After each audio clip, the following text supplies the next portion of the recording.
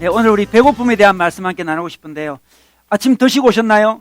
옆에 분들과 다들 많이 드시고 오셨네요. 네, 오늘 배고픔이 드시고 오셔서 느껴지지 않겠네요. 지금 네, 배고픔에 대해서 함께 말씀 나누고 싶습니다. 여러분 이전에 그런 말이 있었죠. 목구멍이 포도청이다 이런 말 알죠? 목구멍이 포도청이다 이런 말이 있는데 그게 무슨 말이냐? 그러면 이 포도청이 경찰청이잖아요. 경찰청. 경찰청에서 이제 죄인에게 무슨 말을 하잖아요. 이리 와, 저리 가, 말 하잖아요. 그러면 이 포도청에서 말하면 다 들어야 돼요. 그죠? 근데 목구멍이 포도청이라는 것은 우리 목이 있잖아요. 이 배고픔이 우리에게 명령을 하는 거죠. 이 가장 강력한 명령이에요. 배고프다! 그러면 정신을 못 차리고 온전히 배를 채우는데 이게 모든 걸 다 쏟게 되어 있어요. 배고프다! 내 목구멍으로 음식을 넣어라! 그게 가장 강력한 명령이라는 거죠. 그래서 먹는 게 얼마나 중요한가 알 수 있는데, 여러분 우리가 너희 집에 식구 몇 명이냐 물어볼 때도 이 밥 식자 입구자잖아요. 그죠? 옛날 사람들은 집에 먹는 입이 몇 개냐 이걸 갖고 식구를 물어요. 가족이 몇 명이냐 물을 때 먹는 사람이 몇 명인가 이걸 먹는 거죠. 그러니까 먹는 게 굉장히 중요했습니다. 식구라고 얘기했습니다. 우리 인사할 때도 그렇잖아요. 진지 잡수셨습니까? 이렇게 인사하잖아요. 식사하셨나요? 밥 드셨나요? 이렇게 묻습니다. 이전에 우리 데모할 때도 보면 있잖아요. 최저 생계비를 보장하라 하면서 막 이렇게 데모가 있었는데, 그때 누가 최저 생계비를 보장하라 하다가 누가 최저 밥을 보장하라 이렇게 바꿨어요. 그래가지고 아직도 기억이 나요. 최저 밥을 보장하라 그러면서 막 이렇게 외칠 적이 있었는데, 이 밥 먹는 거 있잖아요. 이게 이 배고픔의 문제는 우리 인간에게 가장 심각한 문제인데, 그래서 어떤 시인은 우리 김지아 시인이라고 있었는데 그 시인은 밥은 하나님이다 이렇게 주장할 정도로 우리 밥은 굉장히 심각합니다. 그래서 우리가 보통 이제 의식주라 그러잖아요. 그죠? 의식주. 인간에게 가장 필요한 요소 3가지가 있는데 의식주라 그러는데, 우리나라 사람들이 이렇게 좀 체면 문화가 많잖아요. 그래서 의를 앞에 내세운 거예요. 의식주가 아니고 사실 식이 앞에 가야 돼요. 그죠? 식이주라든지 식적 앞에 가야 됨에도 불구하고 우리 체면 문화 때문에 의식주라고 하지만 사실은 우리에게 가장 중요한 것은 먹는 겁니다. 먹는 거. 배고픔 문제가 가장 심각한 문제예요. 근데 예수님 당시에도 특히 더 그랬습니다. 예수님 당시에 이스라엘은 굉장히 배가 고픈 민족이었습니다. 옆에 있는 메소포타미아 문명권에 있는 그 사람들은 거의 큰 강이 2개 있어가지고 유프라테 티그리스 강이 있어가지고 아주 넉넉하게 좀 살았어요. 밑에 있는 이집트도 라일강 때문에 좀 넉넉하게 살았어요. 근데 이스라엘만은 굉장히 배고픈 나라였습니다. 일단은 강이 잘 없어요. 이게 요단강이란 강이 있었는데 실개천 같은 강이었죠. 강이 잘 없었습니다. 대규모 농사가 불가능했어요. 그래서 작은 농사와 목축에 의존해 살았는데 늘 배가 고팠습니다. 그리고 로마가 또 지배하고 있어요. 지금 더 배가 고파요. 지금 굉장히 배고픈 상황에서 우리 지난주에 말씀은 500리어 기적 말씀이었는데, 예수님이 500리어로 2만 명을 먹이는 기적을 베풀어 주셨습니다. 그래서 이스라엘 백성 마음속에 이제 굶지 않겠구나 그런 생각이 들었습니다. 와, 2만 명을 한순간에 먹이시다니. 여러분 요즘 경제를 굉장히 강조하는데 이런 사람이 나타나면 금방 대통령이 될 거예요. 그죠? 2만 명을 한꺼번에 먹을 수 있는, 내가 경제를 살리겠습니다 그러면 다 대통령이 되잖아요. 요즘에. 그죠? 예수님이 그 당시 대통령이 될 수 있는 아주 좋은 찬스였죠. 그래서 이스라엘 백성들이 500의 기적을 맛보고 이제 예수님을 찾아갑니다. 오늘 말씀이 그런 말씀인데, 예수님께 딱 찾아왔을 때 예수님이 다른 배고픔, 다른 빵, 다른 떡을 이야기하고 있습니다.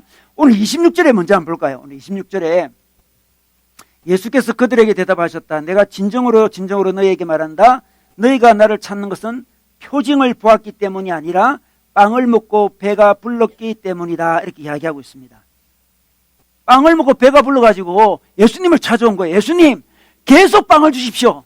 와, 늘 배고팠는데 예수님이 2만 명을 동시에 먹이는 거 보니까 예수님만 붙잡으면 지금 먹는 거 다 문제 끝난 거예요. 지금 예수님께 찾아왔습니다.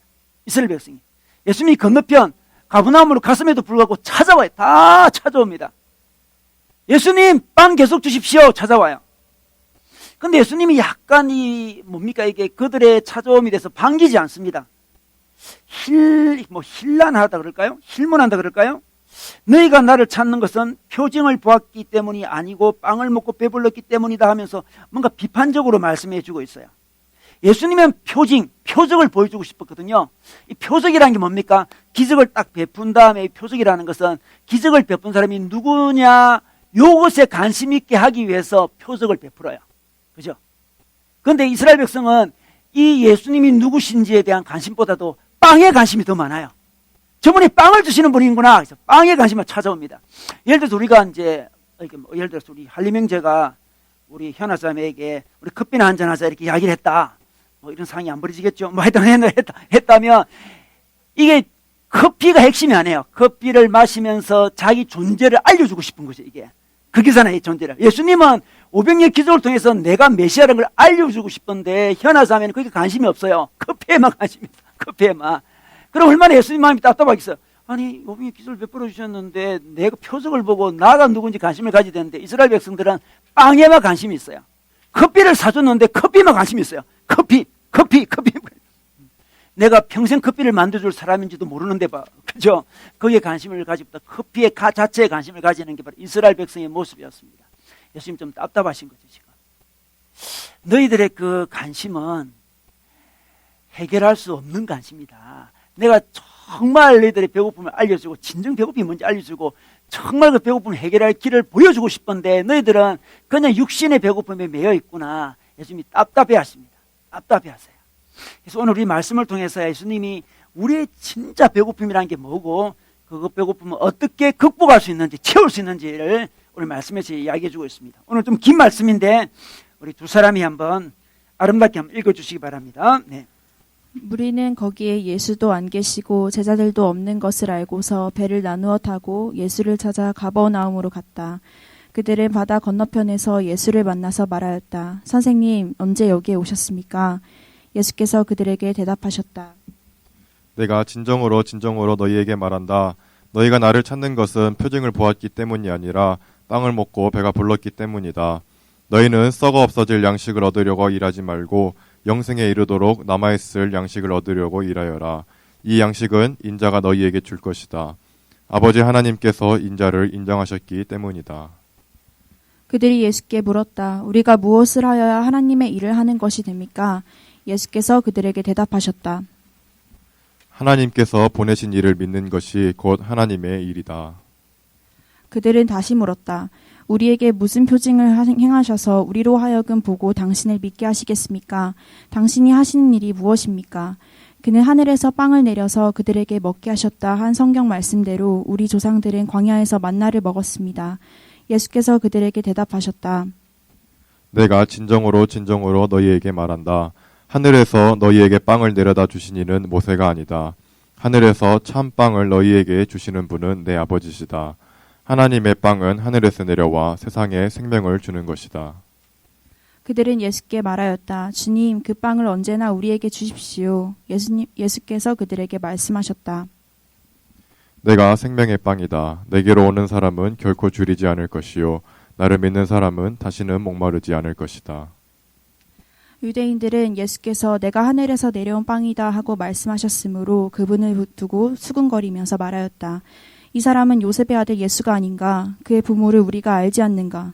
그런데 이 사람이 어떻게 하늘에서 내려왔다고 하는가? 그때 예수께서 그들에게 말씀하셨다. 서로 수군거리지 말아라. 내가 진정으로 너희에게 말한다. 믿는 사람은 영생을 가지고 있다. 나는 생명의 빵이다. 너희의 조상은 광야에서 만나를 먹었어도 죽었다. 그러나 하늘에서 내려오는 빵은 이러하니 누구든지 그것을 먹으면 죽지 않는다. 나는 하늘에서 내려온 살아있는 빵이다. 이 빵을 먹는 사람은 누구나 영원히 살 것이다. 내가 줄 빵은 나의 살이다. 그것은 세상에 생명을 준다. 그러자 유대 사람들은 서로 논란을 하면서 말하였다. 이 사람이 어떻게 우리에게 자기 살을 먹으라고 줄 수 있을까? 예수께서 그들에게 말씀하셨다. 내가 진정으로 너희에게 말한다. 너희가 인자의 살을 먹지 아니하고 또 인자의 피를 마시지 아니하면 너희 속에는 생명이 없다. 내 살을 먹고 내 피를 마시는 사람은 영원한 생명을 가지고 있고 마지막 날에 내가 그를 살릴 것이다. 내 살은 참 양식이요 내 피는 참 음료이다. 내 살을 먹고 내 피를 마시는 사람은 내 안에 있고 나도 그 사람 안에 있다. 살아계신 아버지께서 나를 보내셨고 내가 아버지 때문에 사는 것과 같이 나를 먹는 사람도 나 때문에 살 것이다. 이것은 하늘에서 내려온 빵이다. 이것은 너희의 조상이 먹고서도 죽은 그런 것과는 같지 아니하다. 이 빵을 먹는 사람은 영원히 살 것이다. 아멘. 네. 여러분 배고픔을 경험한 적 있습니까? 사실 저는 배고픔을 경험한 적이 거의 없어요. 제가 있을 것만 같은데 저희 집엔 쌀이 좀 많았거든요. 어릴 때부터. 저희 어머니가 이제 그릇 장사를 하셨어요. 저희 어머니가 아주 장사 수완이 좀 좋은 분이셨어요.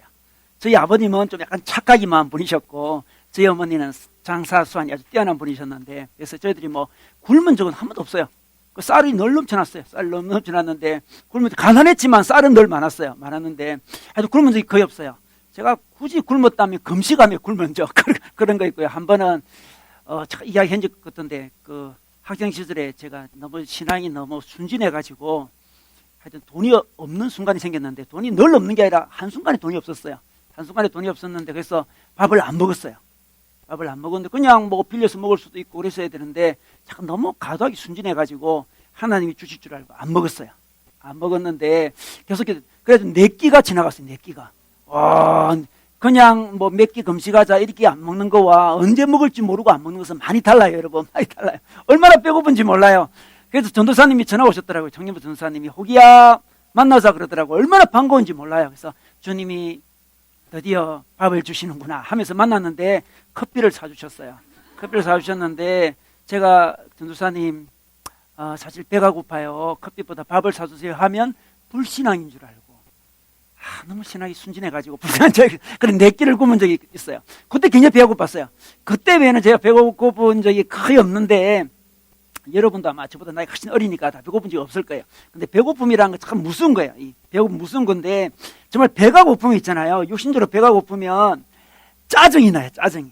그죠? 그래서 사람들이 밥 먹고 합시다 이렇게 이야기하잖아요. 그죠? 회의가 안 돼요. 일단 잘 먹고 회의를 해야지. 밥 굶긴 다음 회의하면 막 짜증을 내요. 짜증을 냅니다.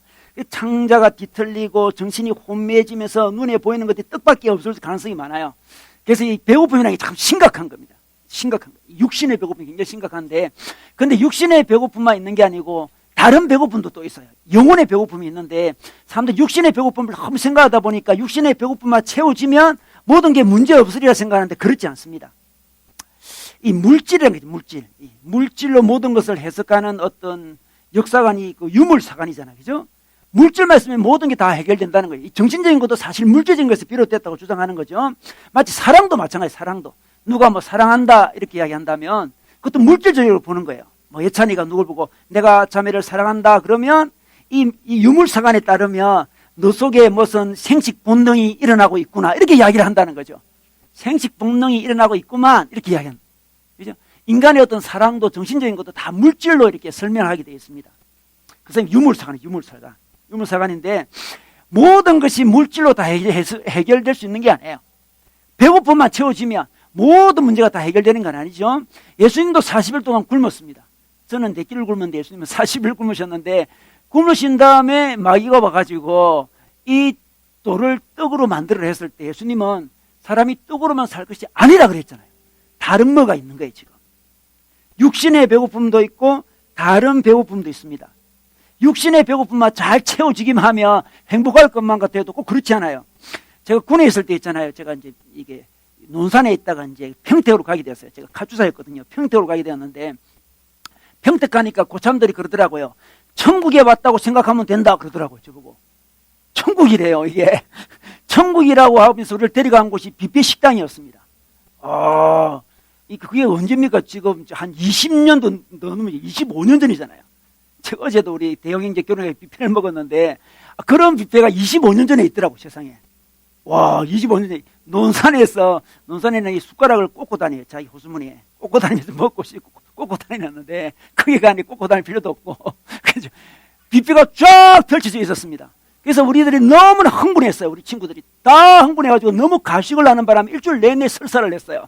일주일 내내 설사를 하고 뭔가 주스가 뭐 한 10가지 종류가 있는데 10가지 종류 다 먹어요. 그래서 또 설사하고 또 먹고 설사하고 막 그렇게 했는데 정말 그 천국인 줄 알았어요. 가니까 천국인 줄 알고 정말 육신의 배고픔이 완벽하게 해결됩니다. 너무 과도하게 채우는 게 문제죠 지금.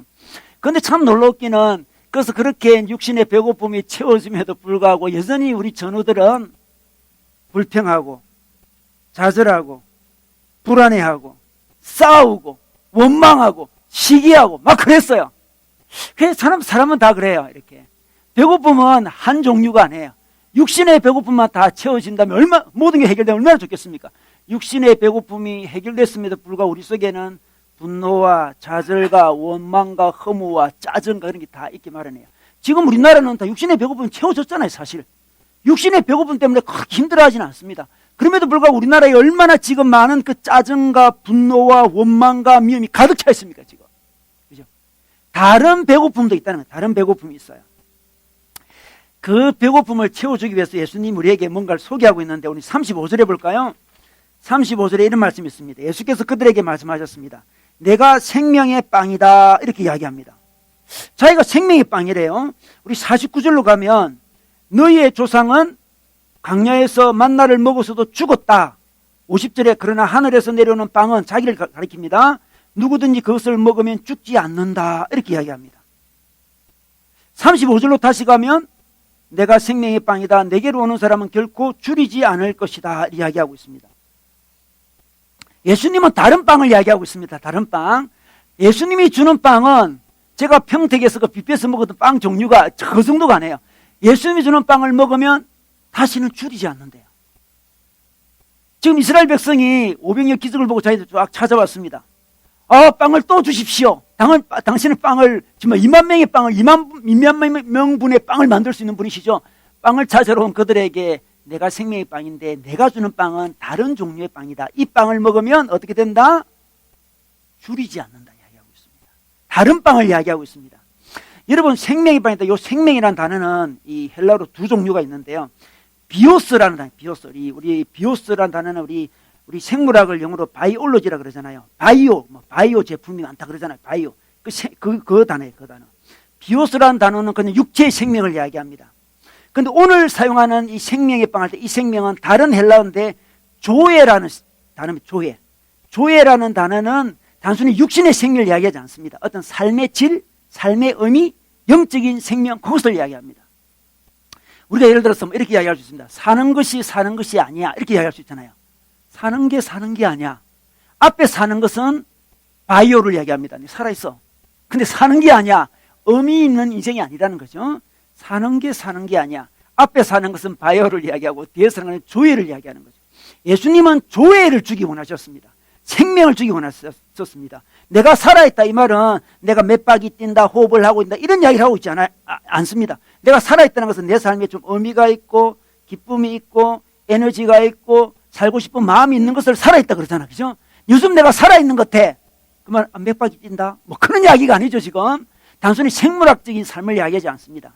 예수님이 지금 의미를 주는 생명, 의미를 주는 빵을 이야기하고 있습니다. 여러분 예를 들면 알코올 있잖아요. 알코올, 술이 있습니다. 술이 이제 술 가지고 논란을 할 수 있는데 술이 저는 이제 음료라면 먹을 수 있다 생각해요. 술이 음료 먹을 수 있잖아요. 뭐 맥주 없고 뭐 독일에서 맥주 많이 먹잖아요. 먹을 수 있는데 요걸 가지고 의미를 찾는 사람이 있습니다. 예를 들어서 알코올을 먹고 좀 담대지기 원하는 사람 있잖아요.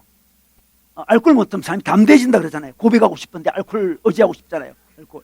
용기를 얻고 싶고 기쁨을 얻고 싶고 다른 사람과 이야기를 좀 잘하고 싶고 그럴 때 알코올 의지. 그죠? 삶의 무의미를 해결하고 싶어서 알코올을 먹는다면 그것은 가짜 조회입니다. 가짜 생명이에요. 그냥 음료가 아니죠. 그죠? 음료가 아니에요. 세상에 수많은 우리에게 삶의 의미를 준다는 것들이 많이 있어요. 알코올만 그러겠습니까? 자기 어떤 능력 같은 것도 마찬가지예요. 내가 능력만 좀 있으면 삶의 의미를 경험할 수 있을 것인데 내가 돈만 좀 있다면 내가 좀 더 정말 육체적으로 강건하다면 말이 안 되네요. 강건하다면 삶의 의미를 느낀다. 이렇게 생각하는 가짜 조회를 이야기합니다. 가짜 조회.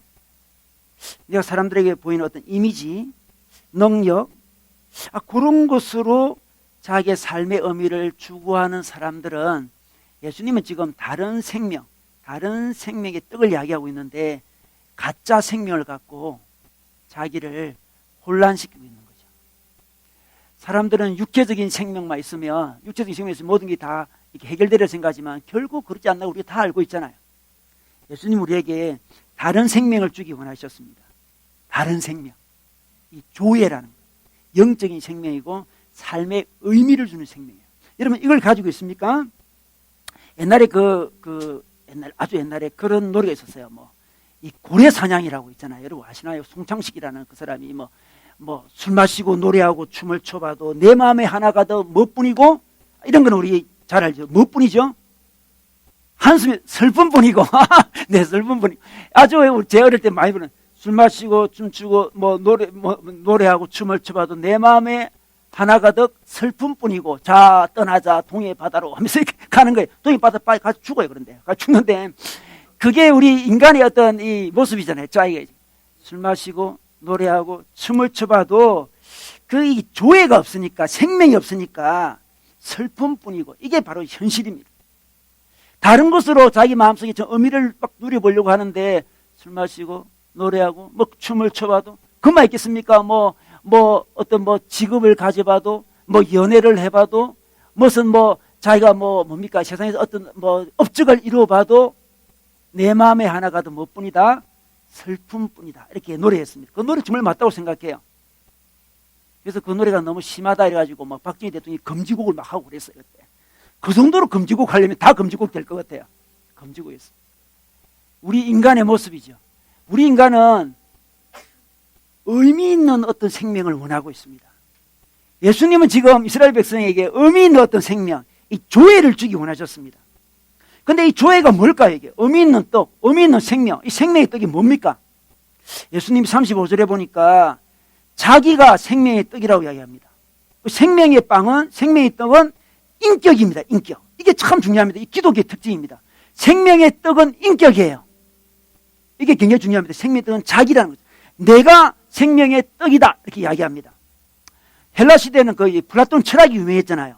이 플라톤 철학에 따르면, 그 당시 플라톤 철학에 따르면 어떤 생명은 있잖아요. 이데아에 있는데 현상 세계가 있고 이데아에 이상 세계가 있는데, 이상 세계에 들어가야만 생명을 얻을 수 있는데 이상 세계로 들어가는 길은 명상이고 묵상이고 깨달음이고 철학이라고 주장한 거예요. 묵상을 해야 돼요. 철학 공부를 해야 돼요. 공부합니다. 현상의 세계에 우리가 머물러 있다가 이데아 세계로 올라가는 거예요. 명상과 철학을 통해서 올라가는 거예요. 지성이 필요해요. 이 지성을 돌리는 뇌를 왼쪽 뇌라고 그러잖아요. 왼쪽 뇌.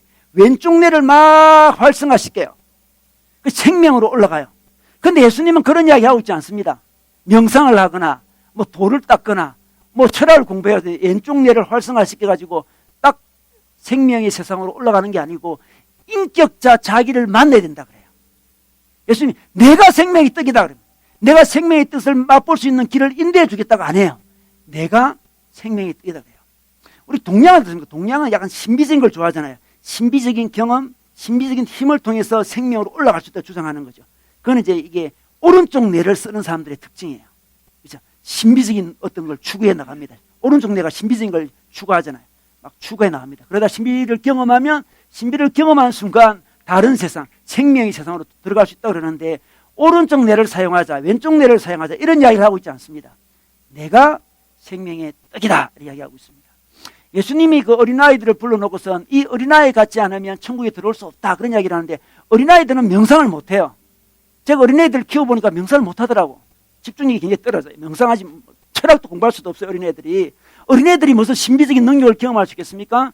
어린애들이 할 수 있는 것은 인격자이신 누구를 만날 수는 있어요. 생명의 떡은 인격입니다. 인격을 만나는 거예요. 예수님은 인격자시죠. 예수님은 한 인격입니다. 한 사람이고 한 신이죠. 그분을 만남으로 생명의 떡을 경험할 수 있습니다. 기독교는 어떤 사상이 아닙니다. 인격과의 만남입니다. 여러분 빵을 먹고 싶으십니까? 인격을 만나야 돼요. 기독교는 철학도 아니고 사상도 아니고 그건 다 부수적인 것들이에요. 기독교는 어떤 윤리도 아닙니다. 기독교는 인격과의 만남이에요. 인격과의 만남이 없는 윤리와 사상과 철학 그런 거는 한 껍데기 같은 거죠. 많은 사람이 인격적인 하나님을 알지도 못하면서 인격자이신 떡을 먹지도 못하면서 기독교적인 삶을 살려고 해요. 살 수가 없어요. 그건 말이 안 되잖아요. 인격자를 만나서 자연스럽로 표출이 돼야 되는 거지. 인격자 하나님과 만남도 없는데 어떻게 삶을 살 수 있습니까? 예, 부부가 있다. 부부가 있어요. 두 사람이 인격자로 만나야 돼요. 삶을 살아야 됩니다. 두 분이 사랑을 나눠요. 그러면서 부인을 위해서 남편에서 어떤 일을 할 수 있어요. 근데 두 사람이 인격적인 만남이 없습니다. 사실 알지도 못해요. 근데 부인을 위해서 어떤 일을 하는 것은 참 웃기는 이야기 아니겠습니까? 남편을 위해서 어떤 일을 하는 거. 지금은 기독교가 약간 혼란 가운데 있는 것 같아요. 자꾸만 기독교인 삶을 살려고 막 노력을 해요. 인격적인 만남이 없는 가운데 떡을 먹지 못했는데 어떻게 삽니까? 그게 자기의가 되는 거죠. 자기의가. 인격적인 하나님을 만난 적도 없는 사람이, 만나지도 않는 사람이 기독교인의 삶을 자기 힘으로 살려고 하면서 혼란 가운데 빠져들어가는 거죠. 떡은 만남입니다. 떡은, 빵은 인격입니다. 인격. 그럼 우리 인간은 뭘까? 우리 인간은 이 생명의 떡이 있고, 우리 인간은 생명의 떡을 담을 수 있는 그릇 정도예요. 우리 인간은 생명이 우리 자체에게 없습니다. 우리 생명이 없는 존재입니다. 많은 어떤 철학자들이 우리를 하나의 어떤 생명 있는 존재로 생각해서 우리가 어떤 도를 깨치고 그러면 신이 될 수 있다고 생각하는데, 성경에서는 우리는 그냥 그릇이라고 이야기해요. 우리에게 생명이 없습니다. 가만히 보면 있잖아요. 우리는 공기도 없잖아요. 공기를 밖에서 받아야 됩니다. 우리 폐 속으로 공기를 집어넣어야 살 수가 있어요. 우리는 그런 존재입니다. 우리는 생명이 없는 존재입니다. 음식도 우리에게 없어요. 우리 위장밖에 없어요. 위장. 우리 위장은 밖에서 음식을 받아야 됩니다. 폐를 통해서 공기를 받고 위장을 통해서 그냥 음식을 받는, 그래야 살 수 있는 그런 그릇 같은 존재죠. 영적인 것도 마찬가지죠. 우리 하나님이라는 생명이 있는데 생명을 우리는 받을 수밖에 없는 존재입니다. 우리 자체는 생명이 없어요. 자꾸 하나님을 제끼놓고 그릇밖에 안 되는 조체가 자기 안에서 뭔가 생명력을 만들어내려고 하는 것은 어리석은 거예요. 우리 인간은 그릇이고 예수님이 생명이라고 이야기하고 있습니다. 그 예수님을 채워야 됩니다. 예수님 채운다 재밌죠? 예수님을 채워야 돼. 그릇이니까 채우잖아요. 빵을 먹는 거예요. 오늘 말씀 보면 자기 살을 먹고 피를 마시라 그러는데 이게 우리가 봤습니다. 어떤 영적인 교제가 일어나요. 비어있는 우리 공간에 우리 폐에 공기를 받고 위장에 음식을 받듯이 예수라는 생명의 빵을 우리가 받아요. 받습니다. 그때부터 생명이 시작되는 거예요. 그때부터 의미 있는 인생이 시작되는 거죠. 그때부터 영적인 배고픔이 채워지기 시작해요. 영적인 배고픔이 채워진다 했을 때 이런 게 있어요. 우리 하나님과 인격적인 관계를 가지게 되면 사람이 이제 엄마와 아기 사이에 인격적인 관계를 가지게 되면 아기가 어떤 마음이 드냐 그러면 자기 존재 가치를 느낍니다. 존재 가치. 그래서 엄마가 우리 엄마구나. 나는 엄마랑 사랑을 나누지. 우리 엄마 그런 순간에 그 친구는 존재 가치를 느껴요.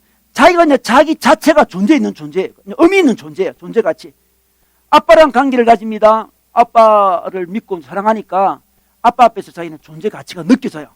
그래서 아빠가 만만해요. 높은 곳에 뛰어내려요. 자기죠. 막 뛰어내. 아빠가 밑에 받아줄 줄 다 알아요. 푹 뛰어내리죠. 막 받아줍니다. 자기 존재 가치가 있는 거예요. 자기 존재로서 받아진다는 느낌이 있습니다. 그런데 존재 가치 말고 다른 것은 소유 가치죠. 소유 가치. 소유 가치는 뭔가 자기가 있어야만 되는 존재죠. 자기가 뭔가를 소유해야만 자기 존재가 느껴지는 거예요. 존재 가치가 있고 소유 가치가 있습니다. 그런데 우리 하나님과의 관계를 가진 사람은 존재 가치를 느껴요. 마치 엄마 아빠를 만나는 것 똑같아요. 엄마 아빠 만나러 집에 갈 때는 손에 뭐 들고 가지 않아도 돼요. 그죠? 그냥 막 들어갑니다. 띠띠띠띠띠 막 이러면 들어가는 거죠. 똑똑하지도 않습니다. 띠띠띠띠 픽 들어가는 거죠. 존재 가치가 있어 그래요. 소유 가치로 인생을 살아가는 사람은 불안합니다. 자기 소유가 없으면 견딜 수가 없어요. 자기 가치가 없거든. 자기의 어떤 명예가 없거나 돈이 없거나 건강이 없거나 소유가 없으면 견딜 수가 없어요. 그거로 살아가니까. 그거를 나타내며 살아가니까. 근데 하나님과의 만남이 일어나면서 하나님과 교제가 일어나면서 영적인 떡을 먹는 사람은 자기도 모르게 존재 가치가 느껴지면서 삶의 의미를 경험할 수 있어요. 여러분 이것이 진정한 빵입니다. 육신적인 배고픔은 그 정도가 아니에요 지금. 아무리 많아도 그거는 소유 가치밖에 안 됩니다. 아무리 많으면 뭐합니까? 한순간에 다 떠나갈 수도 있는 게 세상의 가치들인데 우리가 소유한 것은 한순간에 다 떠나가요. 사람이 죽으면 다 없어지잖아요 지금. 그죠? 병에 걸리면 아무런 소용이 없어요. 제가 그런 말을 듣는데 어느 재벌 회사의 회장님이 병이 들어가지고 이제 큰 병원에 1인실 큰 병원에 이제 앉아서 밖을 쳐다보고 있는데 건강한 거지가 지나가고 있더래요. 그 자기랑 바꾸고 싶더래요 정말. 자기 몸이 아프니까. 나 차라리 저 거지가 되면 좋겠다. 건강한 거지 잘 걸어가네. 우리의 소유는 한순간에 없어질 수 있어요. 소유로 자기 가치를 삼는 사람이 바뀌게 됩니다. 생명의 떡을 먹으면 자기 존재 자체가 가치 있다니까요. 하나님을 만나면 존재 자체가 가치 있어요. 그걸 느낍니다. 애들이 엄마 아빠를 그냥 쫓아가서 막 안기잖아요. 존재 가치를 느끼기 때문에 그래요. 나를 있는 모습 그대로 받아줄 엄마 아빠가 계시기 때문에 쫓아서 그냥 안길 수 있는 거야. 그런데 소유 가치로 살아가는 사람은 내가 뭘 가졌지? 이것으로 사람들이 인정받을 수 있겠나? 이것으로 내가 사람한테 나갈 수 있겠나? 고민해요. 힘듭니다. 어렵습니다. 마음의 갈증이 늘 있죠. 그 갈급함을 예수 그리스도 생명의 떡이 채워준다고 이야기를 해요. 그런데 이 생명의 떡을 우리가 먹으러 가야 되는데 35절에 보면 이제 갑니다. 내게로 오는 사람은 결코 줄이지 않다. 가야 됩니다. 이거를 그냥 인정하는 정도가 아닙니다. 가야 됩니다. 간다고 내게로 온다, 간다. 이 온다는 단어는 현재입니다. 현재 분사인데 계속 간다는 거예요. 계속 가야 됩니다. 그래야만 이것을 경험할 수가 있어요. 이 생명의 떡을 경험할 수 있습니다. 근데 이 생명의 떡을 경험하는데 방해되는 게 있습니다. 그게 41절부터 43절까지 이야기인데 41절에 보면 유대인들은 예수께서 내가 하늘에서 내려온 빵이다 말씀하셨으므로 그분을 두고 수군거립니다. 이 수군거리다, 요게 생명의 빵을 방해하는 거예요. 말하면서 이 사람은 요셉의 아들 예수가 아닌가? 그의 부모를 우리가 알고 있지 않은가? 그런데 이 사람이 어떻게 하늘에서 내려왔다고 하는가? 그때 예수께서 그들에게 말씀하셨다. 서로 수군거리지 말아라. 이렇게 수군거리는 거 있잖아요. 온전히 받지 못하고 저 사람이 무슨 생명의 떡이지? 뭐 하늘에서 내려왔다고? 우리는 랍비 정도로 인정할 수 있겠다. 근데 당신이 무슨 메시아냐? 하면 뒤에서 수군거려요. 이 수군거리라는 단어가 비둘기가 구구구구 할 때 그 단어래요. 그래서 하고 있습니다. 뭔가 수군거려요. 하늘에 나오지 못하고 수군거립니다.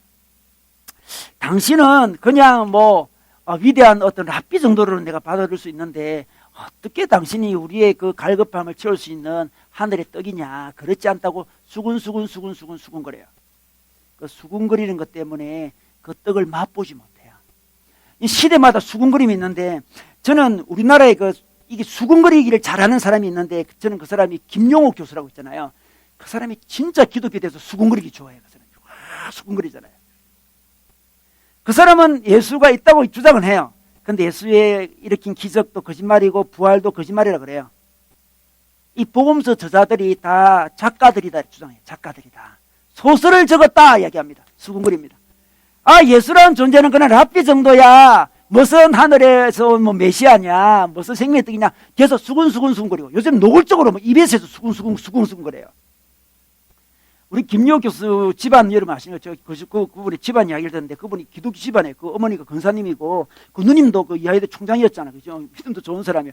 근데 그 아들만 그렇대요. 제가 옛날에 현대교회라는 교회 다닐 때 우리 장로님 한 분이 이 김효 교수랑 같은 동네에 살았대요. 그 자기가 김효 교수를 많이 때렸대요. 옛날에. 엄청 말 안 듣고 어릴 때부터 대단했대요. 아무리 때려도 절대로 물러서지 않는데 많이 때렸다 그러더라고요. 그 김효 어릴 때부터 대단했대요. 그분이 대단했는데 그 집안에서 하여튼 그런 친구가 났습니다. 수군거리. 그분이 그 철학을 전공했잖아요. 고대 철학과 출신인데, 그 전공하기 전에 그 한신대학이라는 대학이 있잖아요. 그래서 신학을 공부했어요, 그분이. 그래서 자유주의 신학을 맛본 거예요. 이 자유주의 신학이 참 무서운 거예요. 한번 맛보면 이 버리기가 굉장히 어려워요. 그래서 맛봤습니다. 자유주의 신학자들은 어떻게 합니까? 한신대학이 다 그런 건 아니에요. 신학자들은 예수님의 하나님 되심도 부인하고 부활도 부인하고 그러잖아요. 최근에 한신대학에서 어느 학생이 예수님의 이름으로 기도합니다 이렇게 해야 되는데 민중의 이름으로 기도합니다 이렇게 이야기했대요. 기도 민중의 이름으로 기도합니다 이렇게 됐대요. 정말 민중교입니까? 민중교도 아닌데 그렇게 아주 자유신학이 무서운 건데 김용옥 교수가 자유신학을 맛봤습니다. 수군거립니다. 오늘 군중들과 똑같아요. 저 사람은 요셉의 아들 예수가 아닌가? 그의 부모를 우리가 알고 있는데 어떻게 하늘에서 네가 내려왔느냐? 이렇게 주장. 수군거리. 예수님의 메시아 되면 수군거리입니다. 수군거리. 그들은 이 생명의 떡을 먹지를 못했습니다. 의심을 하고 수군거립니다. 그냥 인간이지. 우리 인간은 그냥 물질적인 존재 아니냐? 무슨 하늘에서 뭐가 내려오겠냐? 무슨 영적인 내려오고 영적인 떡이 어디 있느냐? 저분이 무슨 영적인 떡을 줄 수 있느냐? 수군거립니다. 수군거리. 여러분, 자유주의는 크게 두 가지가 있는데 이게 신학적 자유주의가 있고 사실적 자유주의가 있어요. 사실적 자유주의 신학은 이렇게 고백을 하는데 실제적으로 그렇게 고백 안 하는 사람들입니다. 예수님을 통하여 영적인 만족이 있고 배고픔이 채워진다고 말은 할 수는 있으나 실제적으로 그렇지 않습니다. 예수님 외에도 딴 게 또 있어야 된다 생각해요. 사실적 자유주의죠. 그 사람도 수군거립니다. 교회에서는 원래 그렇게 이야기하지만 사실 그래도 예수님으로 우리가 만족이 다 되겠냐? 이것도 있어야 되고 저것도 있어야 되고 저것도 있어야 되고 저것도 있어야 되지 않느냐고 수군거리는 사람이 보수 신앙 안에도 굉장히 많이 있습니다. 이게 바로 자유주의인데 사실적 자유주의예요. 사실적 자유주의가 있고 신학적 자유주의가 있어요. 예수 그리스도를 통해서 온전한 만족을 주장하는 사람은 바른 복음주의고 예수님으로는 좀 부족하다. 수군거립니다. 당신은 좀 부족해. 우리 목사님은 원래 그렇게 이야기를 하는 거고 우리는 세상을 살아보니까 당신뿐만 아니라 딴 거 플러스 알파도 많이 필요하다고 주장하는 게 수군거리는 거예요. 여러분 우리 수군거리고 있지 않습니까 요즘에? 예수님이 영원한 떡인데 영원한 떡 말고 딴 게 더 있어야 된다고 수군거리고 있지 않나요 우리가? 노골적으로 이야기하지는 않지 모르겠어요. 뒤에서 수군거려요. 에이 그래도 이게 중요하다. 그래도 뭐가 있어야 돼. 그래도 수군거려요. 이것이 생명의 떡을 막았습니다. 저는 교회에서도 이렇게 무슨 이게 예수님의 수군거리지 않더라도 우리 안에서 수군거리는 것도 좋지 않아요. 믿음이 약한 사람은 수군거리잖아요. 교회 보면 뒤에서 수군거리는 사람들 있죠. 이 교회를 망치는 길이죠. 수군거립니다. 너만 알고 있어. 그래서 둘이 뭔가 깊은 관계 속에 들어가려고 그러는데 예수님과 관계가 안 되니까 사람들 관계 속에서 수군거림으로 자기 존재를 드러내려고 하는 거죠. 수군거리는. 그게 악한 거예요. 예수님 대해서 수군거립니다. 또 수군거려요. 이게 생명의 떡을 막는 거예요. 어떻게 해야 될까요? 수군거리지 않고. 예수님께 나아가서 그걸 먹어야 됩니다. 53절에 볼까요? 예수께서 그들에게 말씀하셨습니다. 내가 진정으로 너희에게 말한다. 너희가 인자의 살을 먹지 아니하고 또 인자의 피를 마시지 아니하면 너희 속에는 생명이 없다 이야기합니다. 인자의 살을 먹고 인자의 피를 마셔야 되는데 먹는 이야기를 하고 있어요. 먹는 이야기. 참 재밌습니다. 먹으래요. 이 먹는다는 것은 마시고 먹는다는 것은 깊은 인격적인 관계를 가진다 이런 말이에요. 깊은 관계를 가집니다. 우리 하나님과 깊은 관계를 가져요. 그러면 생명의 떡이 자기한테 옵니다. 먹어요. 자기 것이 됩니다. 의미를 느끼져요. 의미가 느껴집니다. 살아있는 게 느껴져요. 내가 살아있구나 느껴집니다. 먹어야 됩니다. 계속 먹어야 됩니다. 이 먹는다는 단어는 현재 진행인데 또 먹고 또 먹고 또 먹습니다. 예수를 믿기는 믿는데 우리가 영적인 힘이 없고 인생의 삶에 힘이 없는 이유는 계속 안 먹기 때문에 그렇습니다. 지적인 동의만 하고 먹지 않기 때문에 그렇습니다. 계속 먹어야 됩니다. 이 먹는 것만큼 중요한 게 없어요. 먹고 먹습니다. 어릴 때 우리 부모님들이 자녀들 먹게 하려고 막 이게 노력을 하잖아요. 어쨌든 밥을 먹으려 하잖아요. 그래서 밥을 먹이도록 애들 구슬립니다. 어떤 엄마 보면 이제 밥을 있잖아요. 로켓포로 만들어요. 로켓포로 만들어가지고 이렇게 로켓을 만들어 먹자 주잖아요. 그럼 애들이 로켓을 보면서 우와 멋있다 하면서 얼떨결에 받아 먹잖아요. 그죠? 어쨌든 먹이려고 형과 경쟁을 시키죠. 야, 너 밥 형이 다 먹겠다. 야, 형은 엄청 빨리 먹는다. 야, 그러면 걔가 그래 또 먹잖아요.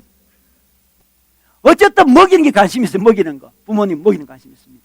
여러분 우리는 참 놀라운 종교인데 예수를 먹는 종교예요. 그 피를 먹고 피를 마시고 살을 먹는데요. 놀랍잖아요.